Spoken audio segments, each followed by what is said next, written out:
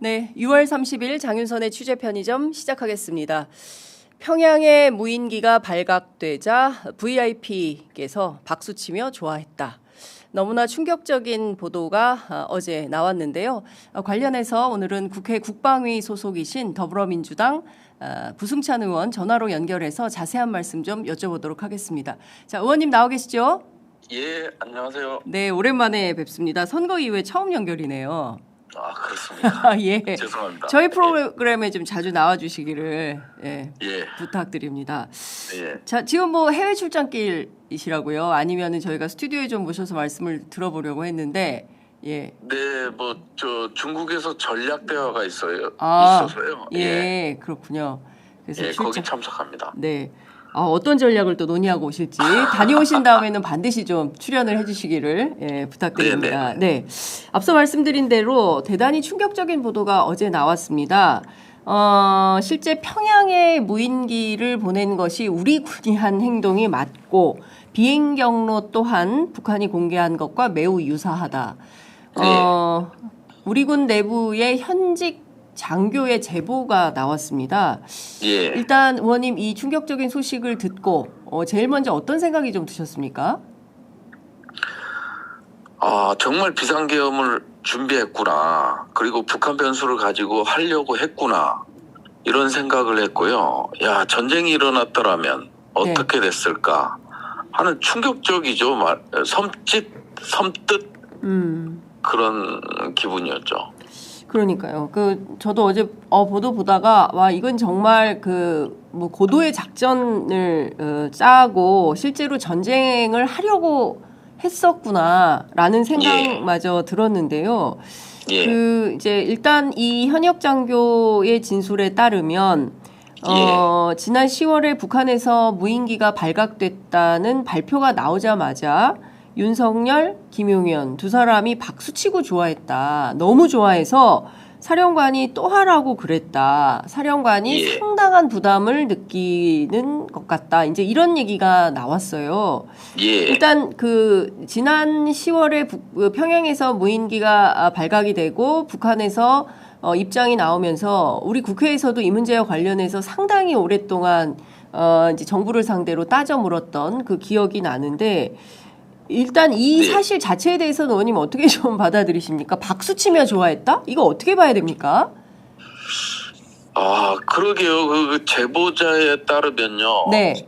본인들도 이해가 안 된다는 거였습니다. 어떻게 추락을 해서 북한이 발표를 하는데 당시 대통령과 국방부 장관이 박수를 치면서 조화를 하냐.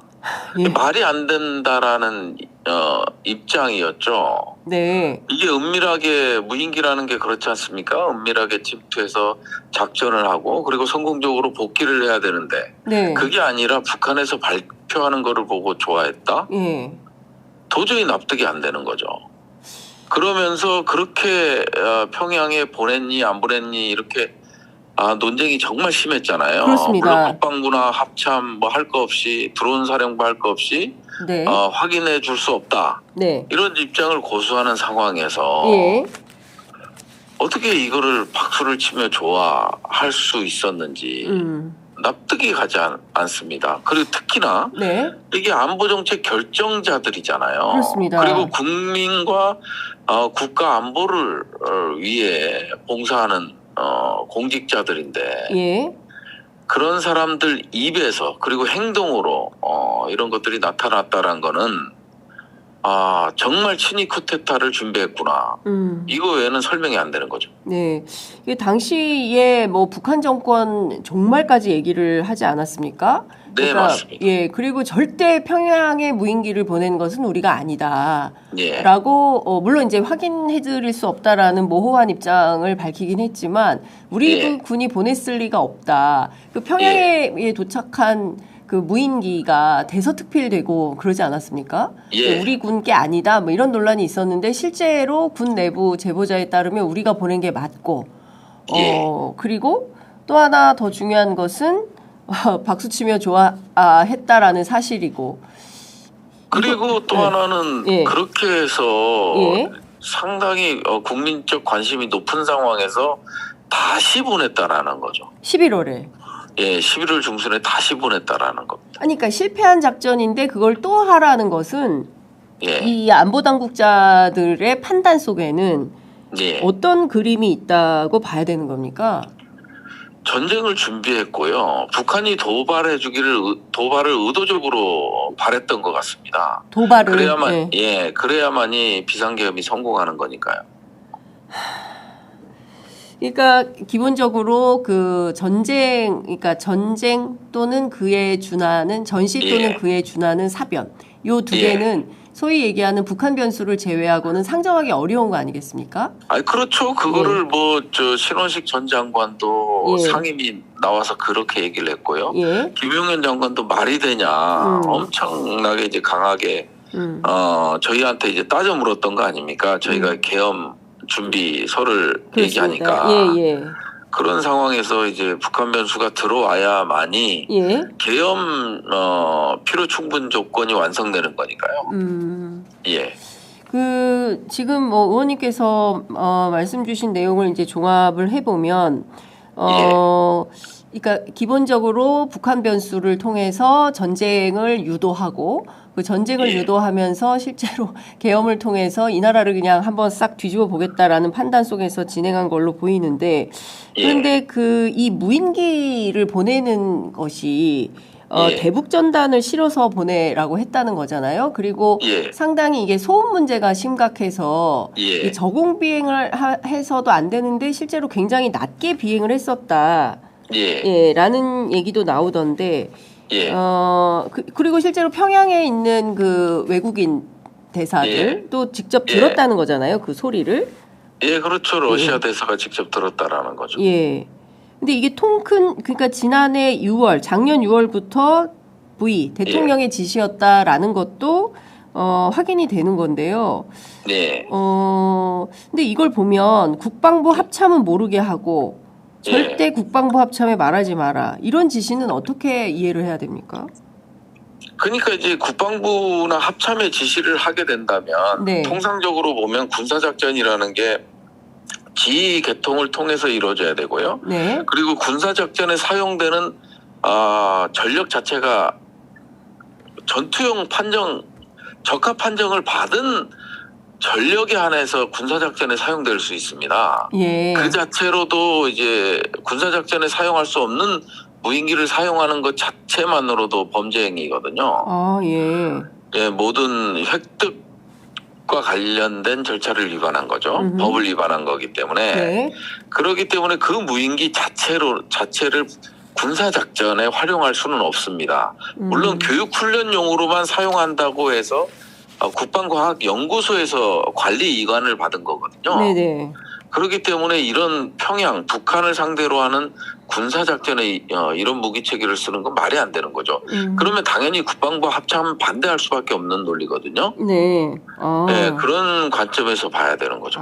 그렇구나. 그러니까 일단 이제 그 비상계엄과는 별도로 국방부 합참이 알게 되면 이 무인기 자체가 이제 교육훈련용인데 정찰이나 전투 목적으로는 절대 써서는 안 되는 무인기를 평양에 보내는 것 자체가 국방부나 합참 내부에서 이거 안 돼. 이런 작전 하지 마라는 그 비판 또는 반대에 직면할까 봐 모르게 해라. 이렇게 법으로 보낼 수가 없습니다. 그런 무기 체계는. 그러면 이게 대통령에 의해서 드론 작전 사령부에 직접 하달이 됐다. 그러니까 윤석열, 김용현, 드작사 요 순으로 해서 수행된 작전이다 이렇게 봐야 되는 건가요? 그렇게 봐야 되는 거고요. 합참은 나중에 한 것 같습니다. 그 나중에 알고 못하게 해서 그 11월 이후에는 못 간 겁니까? 11월에도 보냈죠. 보냈는데 이것 또한 이제 합참을 거치지 않은 것으로 보여집니다. 직접적으로 안보실을 통해서 저희가 이제 내란 진상조사단, 더불어민주당 내란 진상조사단에서 이 부분에 대해서 기자회견을 한 번 했었거든요. 근데 이제 안보실로부터 이제 명예훼손, 허위사실 유포에 해당된다는 걸로 해서 저희가 이제 고발 당하지 않았습니까? 근데 이 현실들이 드러나는 거죠. 그리고 제보자가 한 명이면 네. 음모에 가까울 수 있는데 네. 실질적으로 제보자가 여러 명입니다. 몇 지금은 명?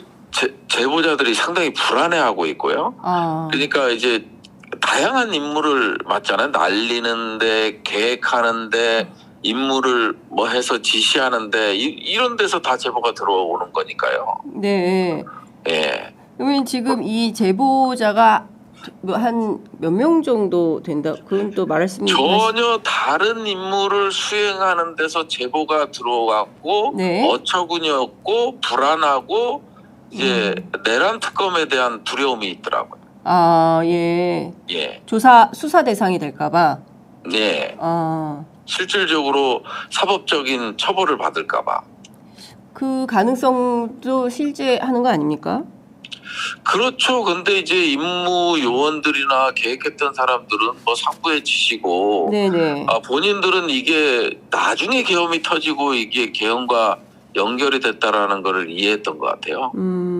예. 그 의원님, 그 드작사에서 그 무인기를 날릴 때 대북 전단을 담은 이른바 삐라통을 만들어서 무인기에 달았다고 하는데요. 예. 이게 한 어느 정도 규모나 되는 대북 전단을 살포했다 이렇게 봐야 됩니까? 그것까지는 확인이 안 됐습니다. 근데 이제 대북 삐라통 자체도 드론 작전 사령부에서 만들었고요. 예. 그것까지는 이제 제보를 통해서 확인이 된 거죠. 예. 예. 삐라통 자체도 드작사에서 만들었고, 예, 그러면 자체 제작했습니다. 3D 프린터를 이용해서 프린터를 통해서 자체 제작한 겁니다. 삐라통도 만들고 전단도 그러면 드작사에서 만든 겁니까? 국군 심리 전단인 것 같습니다. 그거는 전단은? 대북 전단도 이제 국군 심리 전단을 통해서 북한으로 보냈었거든요. 예. 이거를 또 합참은 방기했고, 예. 그거를 제가 이제 국방위 상임위에서 계속 지적했는데, 네. 그 삐라는 국군 심리 전단인 것 같습니다. 그렇군요. 그러면 드작사뿐만 아니라 국군 심리 전단까지 포함해서 군 일부가 예. 이 작전에 동원되었다 이렇게 확인을 해볼 수가 있겠네요. 그렇죠. 실질적으로 국군 심리전단에서는 대북전단을 뿌렸던 분이 저희한테 제보를 한 게 있었거든요. 네네. 그거를 이제 또 합참 질의할 때 질의를 했고, 내란 국조특위에서도 질의를 했습니다만은 드론 작전 사령관이나 네. 국군 심리전단장이 동일하게 확인해드릴 수 없다 이렇게 저한테 답변을 했었죠. 그러면 전체적으로 10월에서 11월 사이에 평양으로 무인기가 몇 대가 총 갔고 몇 회에 걸쳐서 몇 대가 갔다 이렇게 볼 수 있습니까? 지금은 현재까지 제보자에 따르면은 10월 달에 3번 하고요. 네. 그다음에 11월 중순에 1번 하고, 예. 그다음에 동해 쪽으로 1번 해서 총 5차례인 것 같습니다. 지금까지 확인된 것은 추가로 더 발견될 가능성도 있을까요? 그렇죠. 이제 임무 보내는 데가 이제 백령도 하고 연천 쪽 드론사에서 직접 보내는 경우도 있기 때문에 몇 대가 갔는지는 정확히 수사 과정에서 밝혀져야 될 것 같습니다. 그러니까 이 5차례에 간 걸로 보이는 것은 모두 동일 기종이라고 봐야 되는 거죠? 그렇죠. 예. 그러니까 전투용으로 쓰지 못하는 무인기를 국방과학연구소에서 교육훈련용으로 사용하겠다고 해서 받아온 그 동일한 S뱃이라는 동일한 무인기가 되겠고요. 그 무인기는 21년도에 육군에서 사용하려다가 소음도가 너무 커서 이제 사용할 수 없다라는 판정을 받은 거였죠. 네, 그러니까 비밀리에 가야 되는데 너무 시끄러워서 가면 다 금방 발각이 돼서 이거는 쓸 수 없다. 훈련용으로만 가능하다. 그렇죠. 그 목적으로 이제 드론사에서 받은 거죠. 의원님, 그러면 혹시 일부러 훈련용을 보냈을 개연성이나 가능성은 없겠습니까? 일부러. 아니, 그러니까 고의성이 있는 거죠. 고의성. 예. 보내서는 안 될 거고, 그 다음에 이제 국방부 합참이 모르게 해야 되는 거고, 그 부분에 대해서는 대북전단도 마찬가지였습니다. 국방부 합참이 몰라야 되고. 자, 이게 사실은 여러 가지 각도로 살펴봐야 될 지점들이 많이 있는 것 같은데요. 평양의 무인기가 발각된 것도 그렇고 오물풍선 원점 타격 논란도 그렇고 네. 그 구체적으로 외환 혐의와 관련해서는 네. 특검이 적극적으로 수사하지 않으면 안 되는 단계에 이르는 것 같고요. 실제로 지난 토요일 그 내란 특검의 첫 번째 출석해서 조사를 받은 내란 속의 윤석열에 대해서도 특검이 이제 이 부분에 대한 수사를 했다고 하는데요. 의원님 보시기에 특검에서 가장 그 뭐라 그래야 됩니까? 이제 적극적으로 수사해야 되는 포인트가 있다면 그건 어느 대목이라고 보십니까? 실질적으로 이제 대통령실과 그리고 이제 드론사 그리고 국군 심리전단 와 어떤 연결, 어떤 라인을 통해서 이런 불법적인 행위가 이루어졌는지를 살펴보는 게 가장 중요하겠죠. 혹시 대통령실 참모들 가운데 안보실이 깊이 개입돼 있다 이렇게 의심하십니까? 저는 일단 안보실 2차장, 안보실 2차장실하고 직접적으로 관련이 있다고 보여져요. 뭐 김태 효까지는 갈지 모르겠지만 네. 안보실과 드론사 그리고 이제 김용현의 합작품이라고 저는 보죠. 그러니까 이게 실제로 그 어떤 거대한 비상계엄과 영구집권 계획 뭐 이런 틀 속에서 북한을 활용하려고 했으나 실제로는 북한이 그 경고만 하고 대응하지 않음으로 인해서 이게 그냥 유야무야 된 것이지 그게 아니었다면 실제로 전쟁이 났을 가능성이나 개연성이 있다. 여전히 이렇게 봐야 되겠네요. 그렇죠. 뭐 그 전쟁으로는 가지 않더라도 네. 기본적으로 헤드라인 하나를 원했던 것 같아요. 헤드라인이요? 예. 남북 뭐 접경 지역에서 뭐 군사적 충돌. 뭐 교전. 이 헤드라인 하나면 뭐 국민들이 국회로 달려올 일이 없을 거고요. 그렇죠. 국회의원들도 순순히 그 계엄에 따랐을 거고요. 그 헤드라인 하나를 원했던 것 같아요. 사실관계와 상관없이 언론에 이런 내용이 나오면 이걸 가지고 비상계엄을 선포하는 명분, 충분한 명분이 됐을 것이다. 이런 얘기죠. 그거를 이제 지난해 3월부터 이제 모임을 갖고 음모를 하고 공모를 하고 이런 것들이 밝혀진 거잖아요. 계엄과 관련돼서는. 근데 이제 그 공모를 하는 과정에서 인사 빌드업이 있었고요. 뭐 수방사, 뭐 특전사, 방첩사령관들이 다 교체 시기에도 신원식이 교체할까봐 김용현이 국방부 장관으로 내려가고 장군 인사를 못하게 하고 해공군은 장군 인사를 단행했습니다마는 육군 삼성 장군에 대해서는 장군 인사를 하지 않았죠. 그런 빌드업들이 다 이루어졌는데 결국 변수 하나가 없었던 거예요. 이제 그거를 해내려고 했던 거죠. 그렇군요. 이 현직 장교가 어떤 얘기를 했냐면요. 그 계속 하려고 하는구나. 이 그 평양 무인기 효용성을 확인해서 계속 써먹으려고 하는구나. 계속 이러면 큰일 날 텐데 이렇게 상당한 결정을 했다는 것이고 이거 굉장히 자괴감이 들었다라는 이제 그 진술들이 이제 나왔다는 건데요. 군 내부에서도 이거 이러다가 정말 전쟁 나면 어떡하지라는 그 부담과 고민이 실제로 현역 군인들 사이에 있었던 거잖아요. 그렇죠. 뭐 이제 드론사에서는 그런 두려움과 우려가 있었던 거죠. 그럼에도 불구하고 이제 사령관이 지시고 대통령과 김용현 장관이 그렇게 원하는 거고 그러다 보니까 이제 어쩔 도리 없이 수행했던 거죠. 근데 그 김용대 드작사령관이나 전하교 국방부 대변인은 이 사안에 대해서 일체의 응답이나 답변을 안 하고 있는 것 같고 뭐 언론의 취재 요청에 대해서도 응하지 않는데 혹시 부승찬 의원실에서 김용대 드작사령관을 불러서 관련된 내용을 좀 물어보거나 한 적은 있으십니까? 있었죠. 있었고 좀 그만 건드려 달라고 하더라고요. 그만 건드려 달라 말씀드릴 수 없다. 뭐 이런 입장이었죠. 그만 건드려 달라? 드론사를 그만 건드려 달라?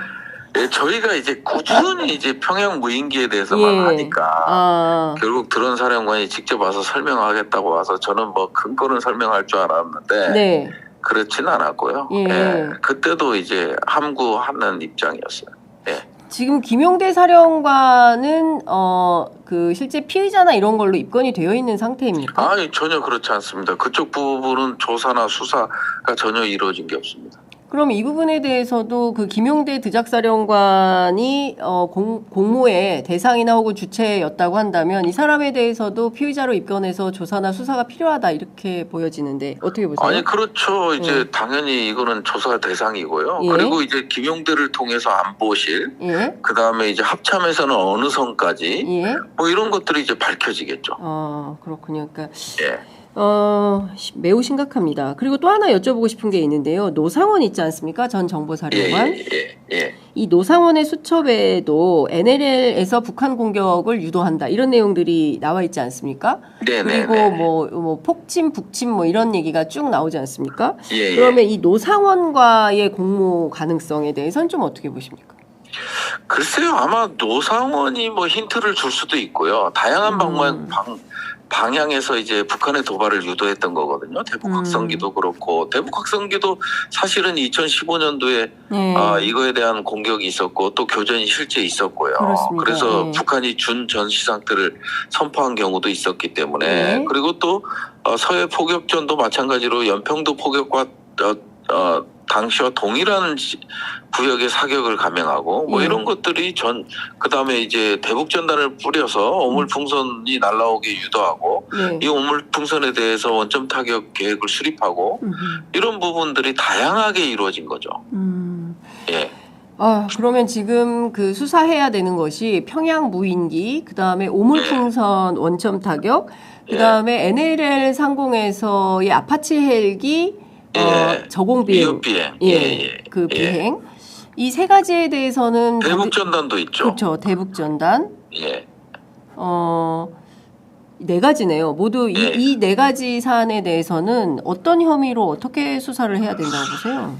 일단은 북한을 외국으로 보지 않기 때문에 헌법상 그렇기 때문에 이제 청풍 사건 터졌을 때도 실질적으로 외환죄로 기소하지는 못했었거든요.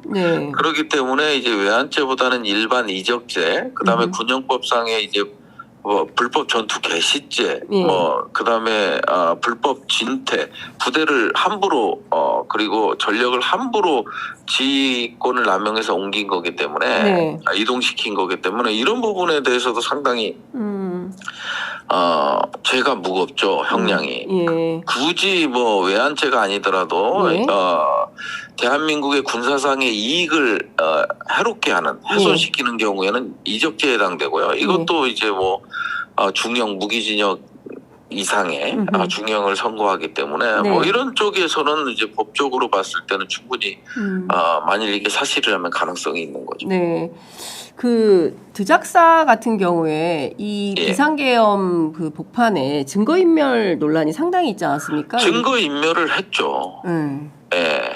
해서 실질적으로 뭐 비행체에 이제 비행 기록을 삭제하는 지시를 내린다든지 뭐 이런 것들이 다 이루어졌죠.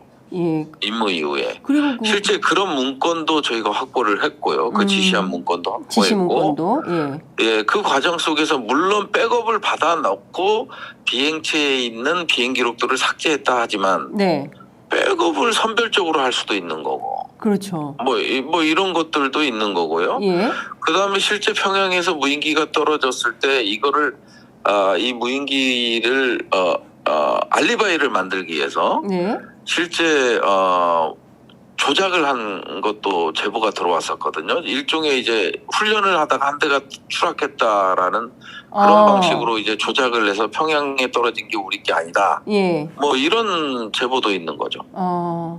그러니까 상당히 크게 은폐하려고 했던 이런 부분들이 있는 거죠. 그러니까 그 무인기 보내는 이 작전과 관련된 것도 그렇고 이후에 수습하는 과정에서도 엄청난 은폐 조작이 있었다라고 이제 의원님께서는 보시는 건데 그러면 이 은폐나 조작 지시는 드작사 사령관이 했을 가능성이 높은 거 아닙니까? 증거인멸. 아니 그렇죠. 네. 뭐 드론 작전 사령관이라고 보는 거죠. 그러면 사실상 이거는 상당한 혐의가 있는 건데 이 부분에 대해서 일체 수사나 조사가 진행되지 않은 이유는 또 뭐라고 봐야 됩니까? 누가 보더라도 이건 되게 딱 떨어지는 조사가 필요한. 일단 뭐 이렇게 사실은 이제 군사 비밀이라는 이런 영역이 있잖아요. 예. 그러다 보니까 그 영역 속에 이루어진 거고, 예. 그 다음에 이제 합참이라든지 합참의장도 이제 국조특위에 나와서 그런 얘기를 했고, 뭐 북풍이 말이 되냐, 직을 걸겠습니다 이런 얘기를 했고, 네. 이런 것들이 이제 군사 기밀의 영역에 해당되고, 네. 그리고 비밀 임무에 해당되고 공작에 해당되기 때문에 문제가 되지 않는다. 예. 뭐 이런 걸로 빠져나가는 것 같아요. 뭐 우리가 이제 뭐 대통령실이나 국방부 압수수색할 때 예. 거기 이제 총 책임자가 승인해주지 않으면 못 들어가잖아요. 네네. 그런 거랑 비슷한 논리로 빠져나갔던 것 같아요. 근데 의원님 지금 생각해 보면 저희들이 이제 좀 복귀를 했을 때 주요하게 생각나는 것이 계엄 발생 후 닷새 후에 드론 작전 사령부에 불이 나지 않았습니까? 화재 사건, 창고. 그 화재는 그닥 이번 건과 연관시키긴 어려워 보여요. 거기에 상당한 무슨 소위 얘기하는 삐라통, 전단 뭐 이런 것들이 있었을 가능성이 있지 않냐. 물론 관련해서 드작사에서는 전단통이 없었다 뭐 이런 주장을 하기도 했습니다만. 예, 뭐 그거는 이제 저희가 이제 제보하는 쪽에서 이제 얘기해 주기로는 실질적으로 관련이 없다고 얘기를 하더라고요. 뭐 전단지 같은 거야 뭐 어디 가서 소각해도 되는 건데 굳이 뭐 컨테이너에 넣어서 그거를 불을 태우고 할 정도는 아닌 것 같습니다. 예. 알겠습니다. 어쨌든 이 상당히 앞으로 내란 특검에서 살펴봐야 되는 중요한 카테고리가 바로 외환 관련된 혐의고 이 혐의와 관련해서 여전히 증거인멸이나 이런 것들이 있으면 추후 뭐 기소 또는 입건해서 조사받아야 되는 군 당국 관계자들이 상당히 많다. 특히 이제 드작사를 중심으로 한 수사가 진행되지 않으면 안 된다. 이렇게 말씀 주신 걸로 정리하면 될까요? 네, 그렇죠. 그리고 이제 안보실이 어느 정도 개입했는지 여기 이제 실질적으로 이제 모르는 인물들이 이제 드러나겠죠. 네. 어떤 인물들이 더 추가로 드러날 거라고 전망하세요? 뭐 안보실의 핵심 관계자들이겠죠. 뭐 안보실 차장급들. 이런 부분들이 이제 드러나겠죠. 신원식 안보실장도 개입했을 가능성이 있겠습니까? 신원식은 전혀 모르는 것 같아요. 신원식은 모르는 것 같고요. 실질적으로 신원식하고는 관련성을 아직까지는 찾기 어려웠고요. 그렇군요. 알겠습니다. 저 해외 출장길에 저희가 이렇게 전화를 드려서 인터뷰에 응해주셔서 너무 감사드리고요. 끝으로 한 말씀 듣고 마무리하겠습니다. 하여튼 뭐 이재명 정부가 저는 오로지 성공하기를 바랄 뿐입니다. 그리고 뭐 국가가 비정상에서 정상화로 가고 있다라는 생각에 조금 안도가 되고요. 국가안보 측면에서는 열심히 해서 대한민국과 국민들의 안전을 지킬 수 있도록 그렇게 노력하겠습니다. 네, 알겠습니다. 뭐 출장 잘 다녀오시고요. 저희가 또 출장 이후에 중국에 가서 어떤 전략 대화하셨는지 더 집중적으로 또 여쭤보도록 하겠습니다. 그리고 이 사안과 관련해서는 어쨌든 현직 군인의 장교의 최초 어떤 제보들 그리고 관련돼서 수명의 제보자들이 계속 제보가 이어지고 있다는 거 굉장히 중요한 포인트인 것 같습니다. 저희도 좀 추가로 취재해서 또 보도해드리도록 하겠습니다. 오늘 말씀 잘 들었습니다. 고맙습니다. 고맙습니다. 네, 지금까지 부승찬 의원과 함께했습니다.